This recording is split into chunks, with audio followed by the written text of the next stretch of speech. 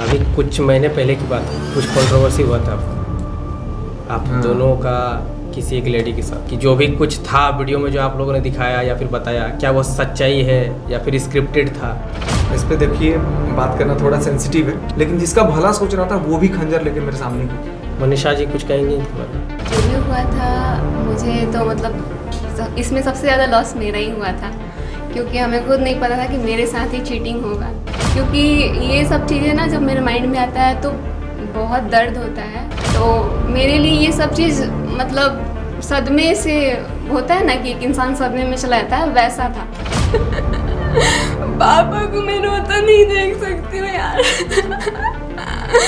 अरे पापा बस के लिए रोना नहीं।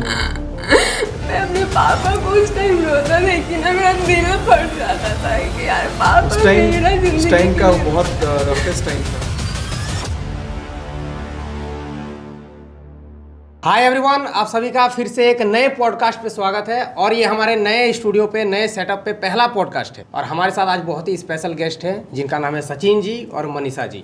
आप सबको वेलकम है हमारे चैनल पर। तो अभी मेरे बेटी का जो है अन्नप्राशन प्रोग्राम था, आप लोगों को पता ही होगा, तो उसी में जो है सचिन जी आए हुए थे। तो हमने सोचा क्यों ना इसी मौके पे एक पॉडकास्ट कर लिया जाए, क्योंकि आप लोगों को बहुत कुछ जानने को मिलेगा। एक चीज़ कि सचिन जी का सबसे बड़ा चैनल है 1.2 मिलियन के करीब सब्सक्राइबर, एक यूट्यूब चैनल, जहाँ पर ये फैमिली ब्लॉग्स बनाते हैं। और इनका सिर्फ एक चैनल नहीं है, 7-8 यूट्यूब चैनल है। आप में से काफ़ी सारे लोगों को सिर्फ एक चैनल मैनेज नहीं कर पाते हैं, आप 7-8 चैनल को कैसे मैनेज करते हैं? पहला सवाल यही है। 7-8 चैनल को मैनेज करने में थोड़ा मुश्किल होता है, लेकिन जुनून जब होता है तो फिर कोई भी काम को करने में आसानी मिल जाती है। टीम है पीछे, वो लोग को टारगेट मिलता है तो फिर अकॉर्डिंगली काम करते हैं। और दर्शक भी बोलते रहते हैं भैया वीडियो डालो, एक वीडियो नहीं डालते तो एकदम कमेंट पे कमेंट आने लगता है, तो एक एनर्जी आती है अंदर से। अभी टीम है आपका? हाँ, टीम है, 4 लोगों की टीम है पीछे जो काम करते तो अभी आप यूट्यूब से तो बहुत अच्छा खासा कमा रहे हैं, आपका अच्छा खासा फेम है, यूट्यूब चैनल्स चल रहे हैं, मिलियन में सब्सक्राइबर्स है, फेसबुक पे भी काफ़ी सारे फॉलोअर्स हैं। लेकिन हम थोड़ा सा पास्ट के बारे में जानना चाहेंगे कि यूट्यूब से पहले आप क्या करते थे, आप यूट्यूब पे कैसे आए? पहले पास्ट के बारे में थोड़ा सा बताइए अपने बारे में। हाँ, यूट्यूब के बारे में अगर मैं उससे पहले की हिस्ट्री बताऊं तो पहले मैं स्कूल्स में अपना पढ़ाता उड़ाता था। उसके पहले मैं इंजीनियरिंग किया, उसके बाद मैं जॉब भी किया, एमएनसीज में भी जॉब किया। फिर मुझे लगा कि जॉब से कुछ काम हो नहीं रहा है, क्योंकि क्या होता है कि जब आप 6 लाख 7 लाख 8 लाख आज से 10 साल पहले खर्च करके आप इंजीनियरिंग करते हैं, और उसके बाद से जब आपको जॉब मिलती है 25,000 30,000 40,000, जो कि आज भी मिलता है। आज भी अगर बीटेक ग्रेजुएट जाते हैं तो उनको कहीं ना कहीं 25-30,000 की जब नौकरी मिलती है ना, तो पहली ही स्टेप पे वो बहुत डिमोटिवेटेड फील करते हैं, क्योंकि हमारे पेरेंट्स की और हमारे घर वाले की और आस पड़ोस के लोगों की ये उम्मीद होती है कि लड़का इंजीनियर बन गया तो आराम से 1 लाख 2 लाख 5 लाख तो महीना कमाएगा नॉर्मल। तो लेकिन वो बहुत हद तक, बहुत कम लोगों के साथ ऐसा होता है। ज़्यादातर अगर मार्जिन देखा जाए तो लोगों के साथ ऐसा नहीं होता। तो मैं देखता था कि जब मैं, अगर मेरी हाईएस्ट सैलरी 43,000 थी, तो 43,000 मुंबई जैसे शहर में भी अगर आपको मिलता है ना, तो 22,000 रुपये सिर्फ आप 1 BHK का रेंट देते हो, और 20-22,000 में तो आपका खाना पीना खर्चा निकल जाए, वही बहुत बड़ी बात होती है। फिर घर पे धीरे से फ़ोन करके बोलना पड़ता था कि थोड़ा सा पैसा इस महीना घट गया, भेज दो। तो अंदर से जब आप ग्रेजुएट कर लेते हो ना, ग्रेजुएशन हो जाती है, जब आप ग्रेजुएट होते हो तब आपको घर से पैसा मांगने में एक अलग से शर्मिंदगी महसूस होती है, या बोलने में भी गुजारा करना पड़ता है, ज़िंदगी काटना पड़ता है, वो एक स्ट्रगल का पार्ट होता है।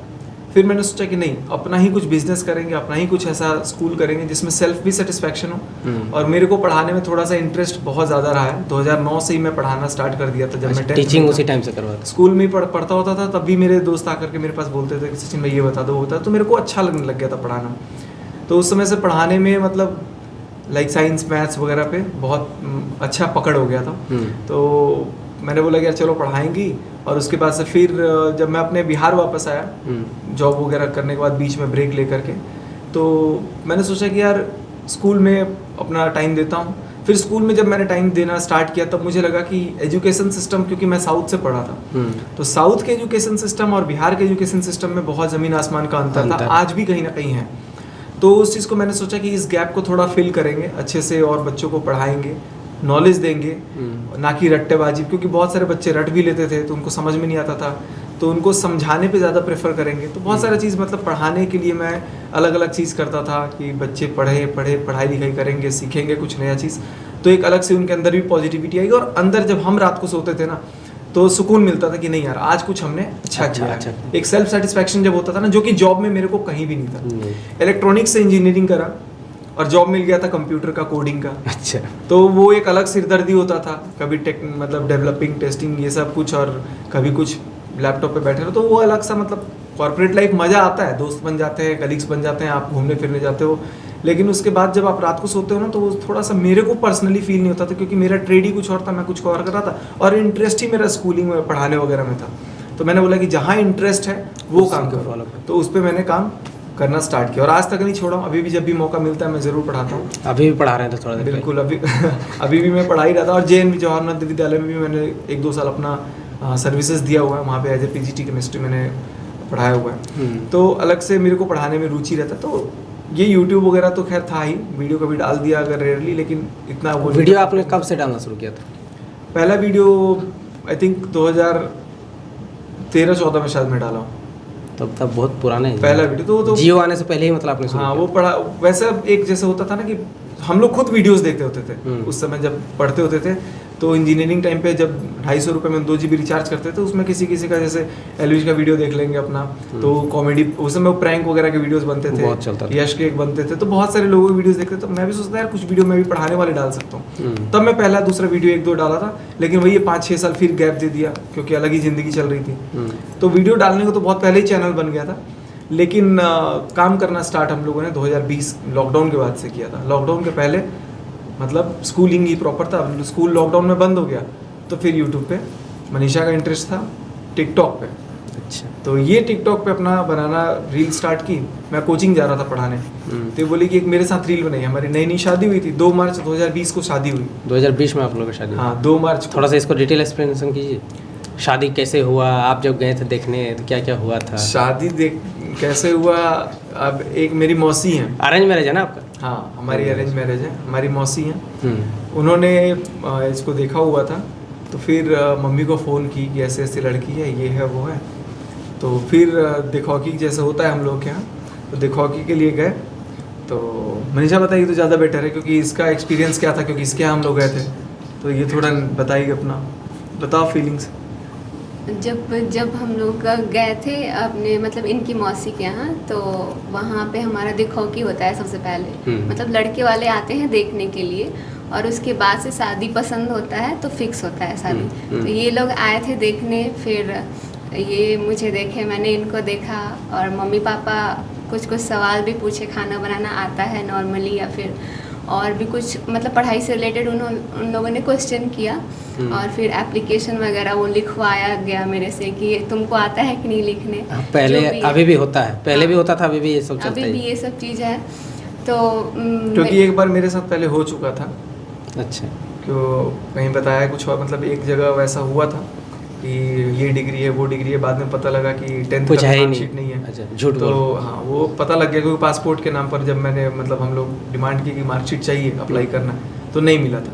तो एक अंदर से वो डर हो गया था कि भाई अगली बार कहीं ऐसा कुछ ना हो। तो बस हैंड राइटिंग चेक करने के लिए कि कैसे क्या है, क्योंकि स्कूल वगैरह भी था। तो मैंने मतलब पापा मम्मी ये लोग बोले, मम्मी बोली कि एक बार लिख के दिखाओ कुछ, तो हैंड राइटिंग वगैरह देखा। हैंड राइटिंग देख के पापा को बहुत अच्छा लगा था, क्योंकि उस टाइम काफ़ी अच्छा था मेरा हैंड राइटिंग। और उसके बाद से फिर घर जाने के बाद इंगेजमेंट की बात हुई, फिर शादी वादी। नहीं आपने कुछ सवाल नहीं कर दी, बहुत चालाक है। अपना बता दी कि हमसे हैंड राइटिंग देखा गया। उसके बाद क्या होता है, हम लोग बैठे हुए थे। अब वो पूछे मेरे से, मौसी पूछी कि बात करना है कुछ अकेला? नहीं बात क्या करना है, सब लोग फाइनल कर दिया तो बात नहीं करना है, हो जाएगा। तो ये बोल के भेज रही है कि बुलाइए ना उनको अंदर। तो मैं अंदर गया, अंदर जाते जाते पूछ रही है, आप पढ़ाते हैं ठीक है, आप फोटोसिंथेसिस का रिएक्शन थोड़ा बताइए तो क्या होता है। 1 मिनट के लिए तो मैं सोचा कि भाई यार इंटरव्यू तो उल्टा ही चल रहा है, हम ही से रिएक्शन पूछ रही है। पॉलीमर में अच्छा ग्लूकोज का फॉर्मूला बताइए तो क्या होता है, मोल कॉन्सेप्ट क्या होता है। जब ये पूछने लगी तब हमको समझ में आ गया कि ये पढ़ी हुई है, इसके दिमाग में कॉन्सेप्ट क्लियर है। तो डाउट मेरा क्लियर हो रहा था, सवाल ये पूछ रही थी। अब मैं तो बता ही रहा था सारा कुछ। मैं बोला मेरा वीडियो देख लो पढ़ाने वाला, फेसबुक वगैरह पे कुछ जो टेस्ट वगैरह लेता था कोचिंग में, वो दिखाया। तो बोलती थी अच्छा ये आपका राइटिंग है। तो ये मेरे से उल्टा क्वेश्चंस पूछने लग जाती थी टेक्निकली, कि मैं बता पा रहा हूँ कि नहीं। ये मेरे को चेक करती थी कि सही में पढ़े लिखे टीचर है कि नहीं है। ये मेरा ही टेस्ट लेने लग गई थी। कुछ इस तरीके से बात हुआ। फिर मैं बोला, हम लोग घर गए, तो फिर उसके बाद से पूछा लोग कि कैसे क्या करना होगा, कि आप लोग फाइनल कर दीजिए, सब ठीक है, कोई दिक्कत नहीं है, बाकी आप लड़की वाले से पूछ लीजिए। तो उसके बाद ही रोने लगी थी कि मेरा शादी इतना जल्दी हो रहा है। 2020 में होता है, 5 साल होने चला। 20 में 2 मार्च को शादी हुई थी, 20 मार्च को लॉकडाउन हो गया 18 दिन बाद। और उसी 18 दिन में टिकटॉक का ये रील ये बनाती थी पहले से, तो मैं पढ़ाता उड़ाता था। जब हमारी एंगेजमेंट हो गई थी, एंगेजमेंट के लगभग 1 साल बाद हमारी शादी हुई। तो ये क्या कि एंगेजमेंट में के बाद हम लोग प्री वेडिंग शूट वगैरह पे भी गए हुए थे, तो अपना शूट ऋषिकेश में हमने किया हुआ था। उसके बाद ये कुछ लाइक ऐप उस समय था, तो लाइकी पे वीडियोस बना करके कुछ भेज देती थी। तो मैं तो थोड़ा एजुकेशन पढ़ाने लिखाने वाला था, बच्चे वगैरह अगर बनाते थे लाइक टिकटॉक, उनको कुटाई कर देता था, ऑनेस्टली बता रहे हैं। अब जब यही बना के भेजने लगी, मेरा दिमाग थोड़ा सा घूम गया। तो हम इसको बोले कि भाई ये क्या है, ये सब हमको नहीं पसंद है। 1-2 बार इसको डांट दिया। और मतलब हफ्ता में मुश्किल से 1 बार 2 बार फ़ोन पे हम बात करते थे, सगाई के बाद भी। अच्छा, ये नहीं कि दिन भर 24 घंटा लगे हैं, 20 घंटे लगे हुए हैं, बात करे जा रहे, नहीं वैसा कुछ नहीं था। लेकिन इसको लगता था कि यार आज रोज डे है, आज हमको रोज क्यों नहीं भेज रहे हैं, आज प्रपोज डे है, प्रपोज क्यों नहीं कर रहे हैं। और आप ठहरे टीचर, और हमारा थोड़ा लाइन ही अलग, टीचर लोग तो ऐसे भी स्ट्रिक्ट। तो हम सोचे कि भाई अभी वीडियो बना के भेज दी लाइक वाला वीडियो, एक था डांस वाला, थोड़ा वैसा मतलब लिपसिंग वाला था। हम बोले ये क्या कर रही हो, तो इसको डांटे तो ये थोड़ा डिमोटिवेट हो गई। लेकिन जब शादी वादी हो गया उसके बाद से अपना बनाती थी छुपके छुपके। फिर मैं कोचिंग जा रहा था एक दिन, तो बोली कि एक वीडियो मेरे साथ बना लीजिए। एक तनु नाम की लड़की है जो अभी बीपीटी कर रही है वहाँ से, उसी कॉलेज से जहाँ से ये बीपीटी कर रही थी। तो वो लड़की बोली कि सर एक मैम के साथ वीडियो बनाइएगा, क्योंकि बच्चों से मैं जनरली बहुत, जो भी बच्चे होते हैं ना उनसे बहुत फ्रेंडली होता हूँ, क्योंकि वो कोई भी डाउट होता है तुरंत पूछ लेते हैं, हेजिटेट नहीं होते हैं। जब भी मैं पढ़ाता हूँ तो बच्चों से थोड़ा फ्रेंडली रहता हूँ, ताकि वो पूछे बिना हेजिटेशन के। मैं बोलता हूँ तुम लोग भैया समझो, पूछो बेहिचक। तो मेरे से ऐसे ही फ्रेंडली, अब कोचिंग क्लास वगैरह खत्म हो गया, तो 4-5 लड़कियां थी, ज्योति, तनु वगैरह। तो ये लोग आके बोले कि सर एक टिकटॉक पे मैम के साथ वीडियो बनाएगा ना, मैम बनाती हैं। अब मेरे को भी नहीं पता था मैम का वीडियो वो लोग कहाँ देखा है। आपके स्टूडेंट लोग देखते थे? हाँ, वो लोग देखा होगा था 1-2 वीडियो। तो 1-2 वीडियो कॉमेडी वाला मैं भी टिकटॉक पे देखा कि क्या होता है, बनाया। फिर उसी शाम क्या हुआ था, मैं जा करके इसके साथ वीडियो बनाया। वीडियो बना करके अगले दिन जब मैं कोचिंग गया तो मैं भूल गया था वीडियो बना करके डाल के। अगले दिन कोचिंग गया तो सब बच्चे हंस रहे हैं कि हुआ क्या है। अब मेरे को भी मतलब थोड़ी देर समझ नहीं आया। फिर जब कोचिंग पढ़ा लिया क्लास, तो मैं पूछा कि तुम लोग हंस क्यों रहे हो। तो सर मैम के साथ आपका वीडियो बहुत अच्छा था, आपके फॉलोअर कितने बढ़ गए देखे आप। तो फिर मैं बोला कि अच्छा। तो मैं जब देखा फॉलोअर तो लगभग मतलब वो 1 लाख के आसपास टच कर गया था। लाइक की पे नहीं, टिकटॉक पे पे मतलब 10,000-12,000 के आसपास ऐसे नॉर्मल धीरे धीरे बढ़ रहा था। 500 अब एक ही रात में जब आपको 50-60,000, 70,000, 80,000, 90,000 का 1 लाख का बूम मिल जाता है ना, जब तब दिमाग थोड़ा सा लगता है कि अरे यार क्या हो रहा है। मनीषा का मतलब स्पीड थोड़ा फास्ट है, मतलब इसका जो ग्रोथ रेट था वो फास्ट था। तो मैंने बोला कि फिर मैं गया एक दिन और बनाया, तो देखे लोग भर भर के कमेंट कर रहे हैं, अच्छा लग रहा है। क्योंकि उस समय क्या होता है, उस समय क्या आज भी नई मैरिड जो लाइफ होती है ना, नए कपल होते हैं ना, उनकी व्लॉग्स हो या उनकी शॉर्ट वीडियोस हो, उनकी रील्स हो, उनको लोग देखना पसंद करते हैं, क्योंकि एक नई केमिस्ट्री दिखती है।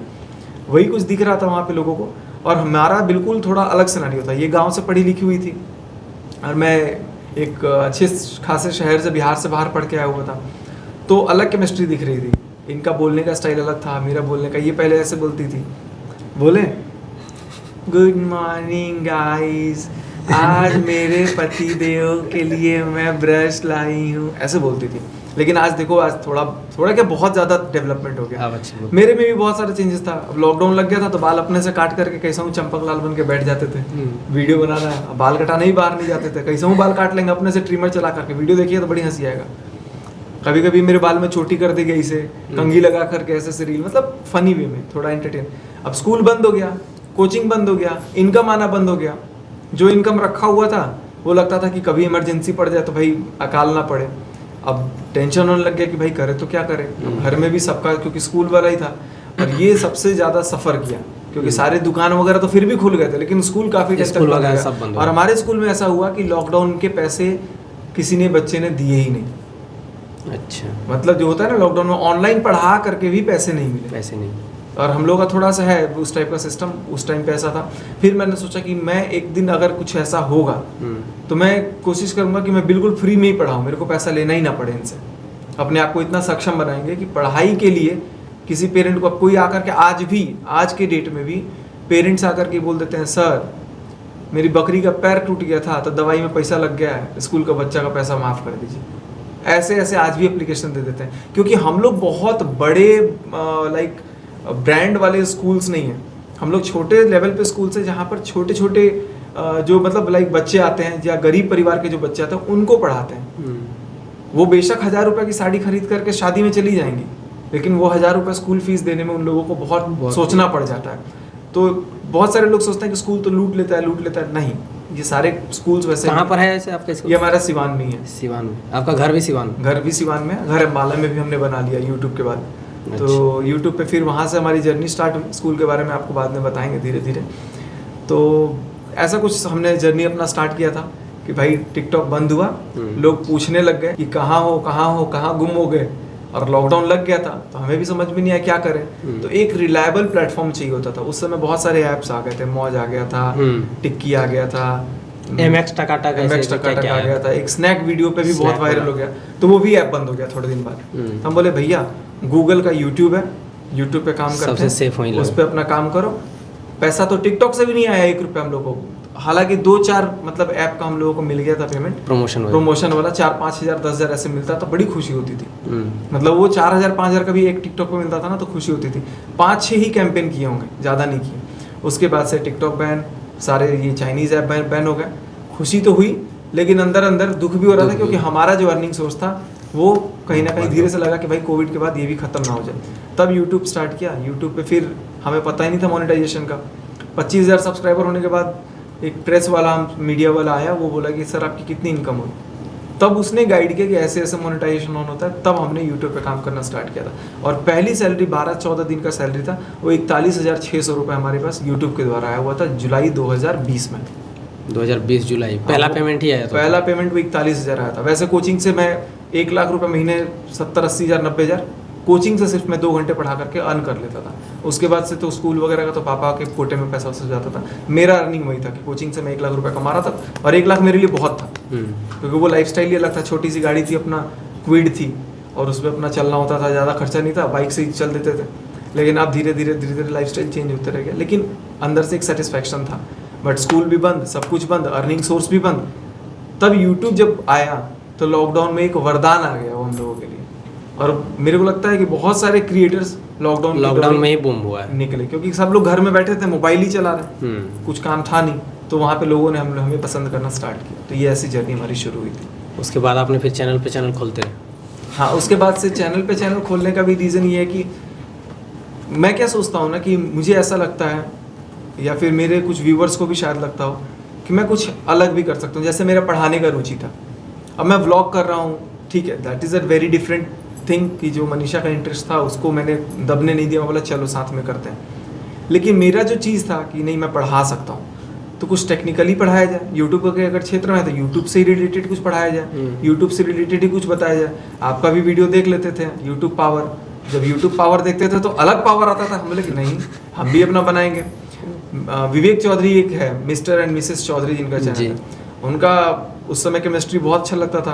लखनीत वगैरह के साथ वो लोग वीडियोस बनाते थे, मतलब कहीं घूमने जा रहे हैं, दुबई जा रहे हैं, कहीं कुछ जा रहे हैं, कहीं जा रहे हैं, बहुत अच्छा लगता था। मेरे को लगता था यूट्यूबर्स कोलैब करके, या फिर वो लोग भी, फ्रेंड सर्कल भी इतना अच्छे से, फैमिली ये लोग सब घूमते फिरते हैं, अपना एंजॉय करते हैं, लाइफ शेयर करते हैं। तो हमने चैनल का नाम मिस्टर एंड मिसेस चौधरी से ही उठाया था, और नाम रख लिया मिस्टर एंड मिसेस राज।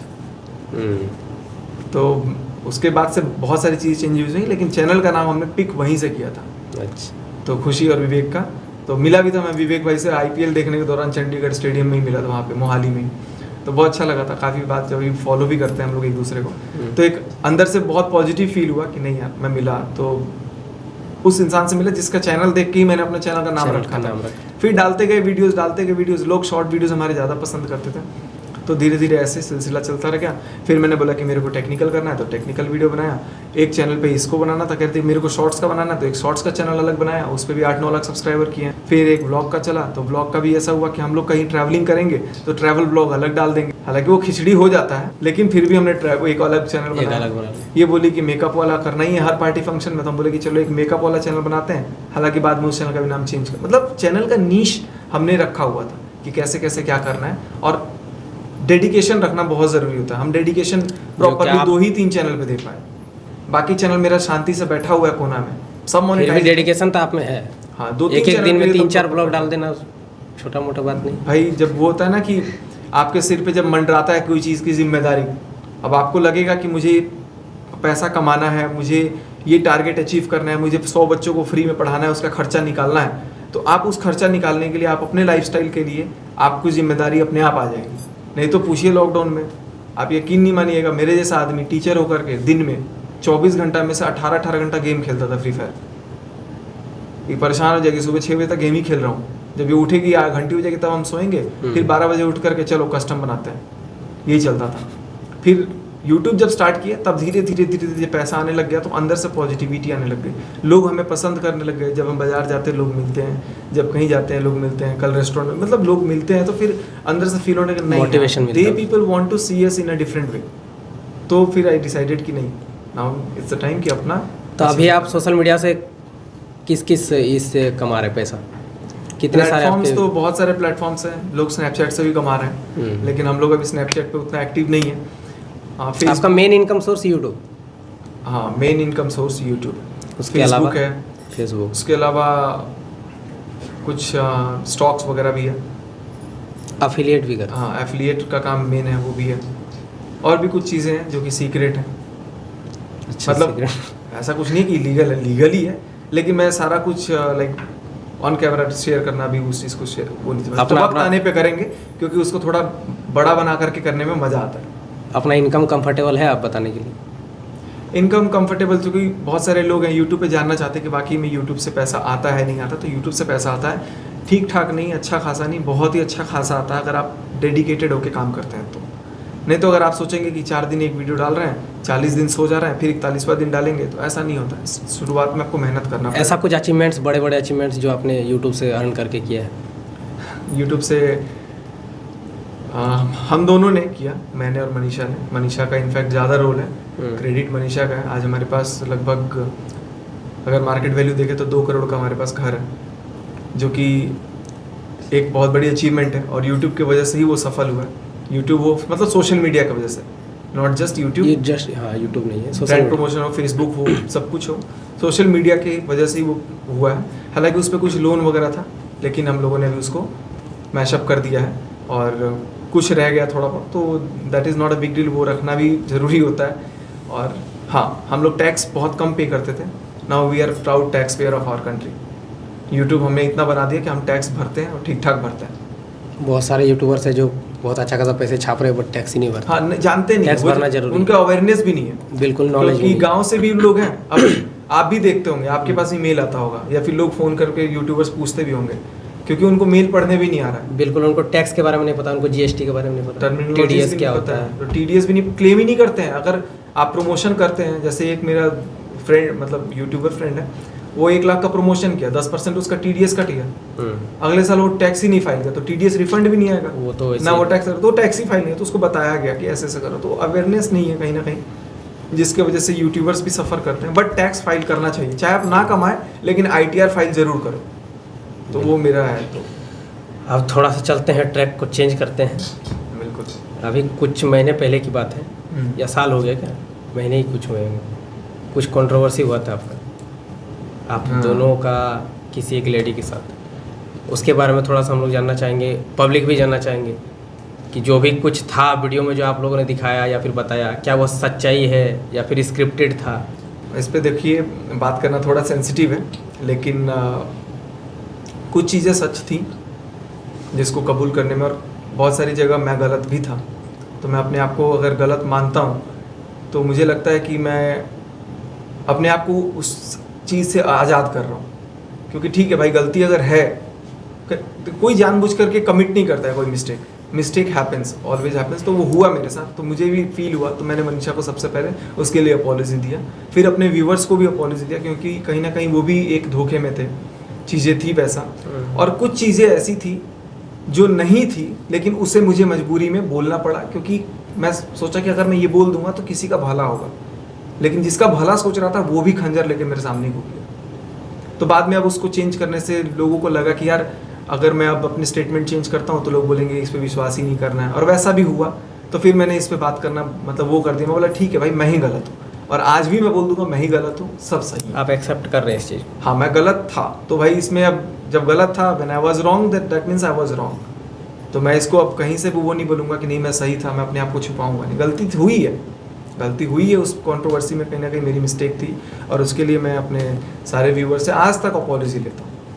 मनीषा जी कुछ कहेंगी इसके बारे में, इस चीज़ के बारे में थोड़ा सा, कैसे क्या हुआ था, नहीं हुआ था? जो भी हुआ था मुझे तो मतलब इसमें सबसे ज़्यादा लॉस मेरा ही हुआ था, क्योंकि हमें खुद नहीं पता था कि मेरे साथ ही चीटिंग होगा। और सच में ये जो हुआ ना, मुझे लगता है कि ऐसा नहीं होना चाहिए, क्योंकि हमने कोई कमी नहीं दिया था अपने बहुत सारी चीज़ों में, बहुत ज़्यादा इनको मानते थे। और थोड़ा सा बोलने में हमको वो लगता है, क्योंकि ये सब चीज़ें ना जब मेरे माइंड में आता है तो बहुत दर्द होता है, ऐसा लगता है मेरा दिल टूट गया है। क्योंकि लेकिन मैंने इसको बोला भी, कुछ गलत नहीं हुआ है। जैसे सोशल मीडिया पे आ गया था कि ये हुआ वो हुआ, क्योंकि वो मेरे को बोलना पड़ा था। बोलना इसलिए पड़ा था क्योंकि एक इंसान ऐसा चाहता था कि ऐसा अगर बोल दिया जाए तो मैच बच जाऊँ।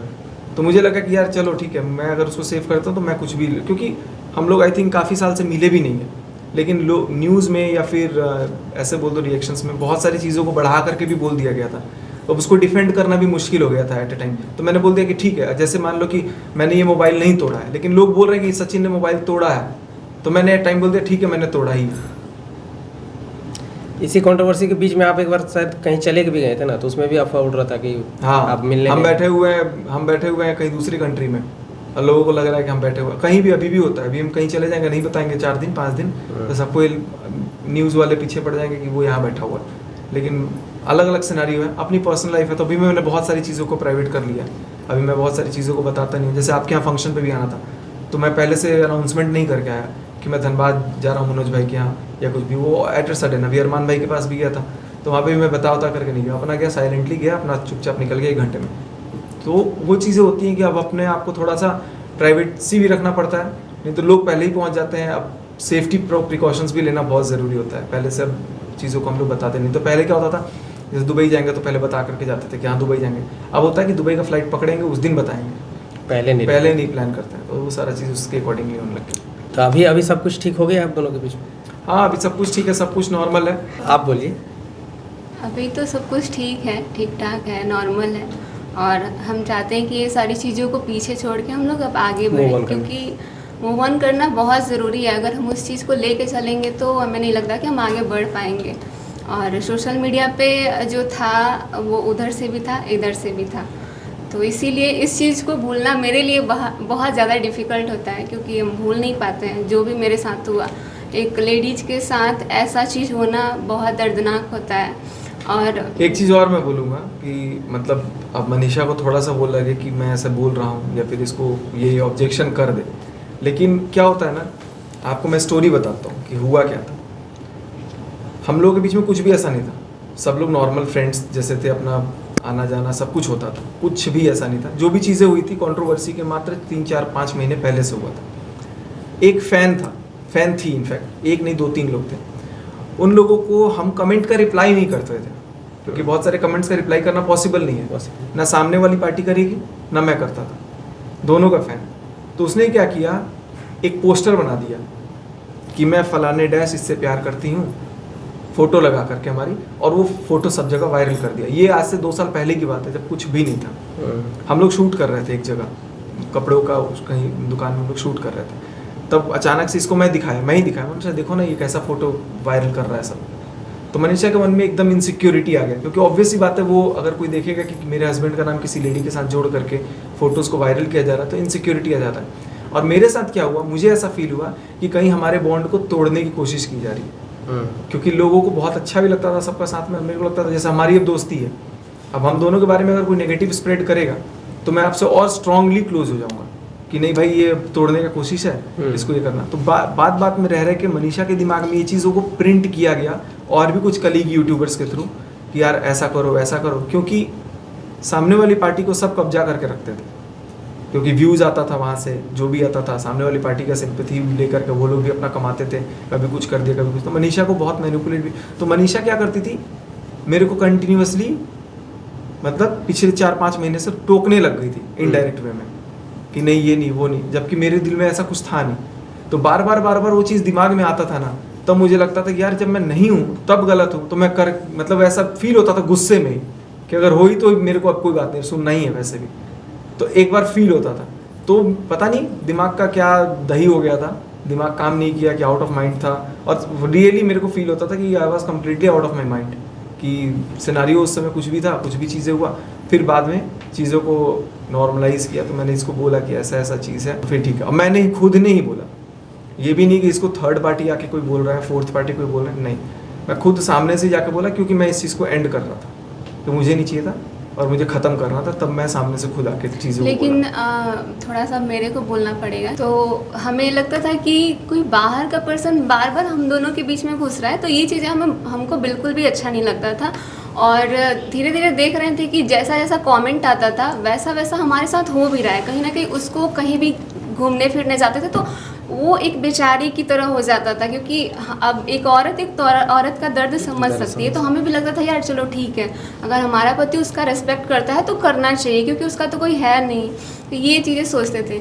लेकिन अभी ये जो कंट्रोवर्सी हुआ उसमें हमारा क्या हालत था वो सिर्फ हम जानते हैं, और हमारा किसी को फिक्र नहीं था। इसमें हमारी फैमिली ने इसमें एक सेकेंड, बहुत लोग का एक्सपीरियंस हमारा सुनना पड़ेगा, क्योंकि वो सुनना चाहते हैं।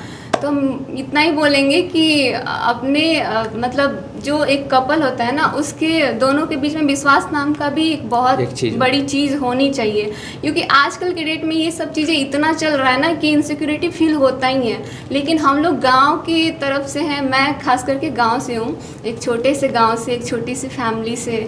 तो मेरे लिए ये सब चीज़ मतलब सदमे से होता है ना कि एक इंसान सदमे में चला जाता है, वैसा था।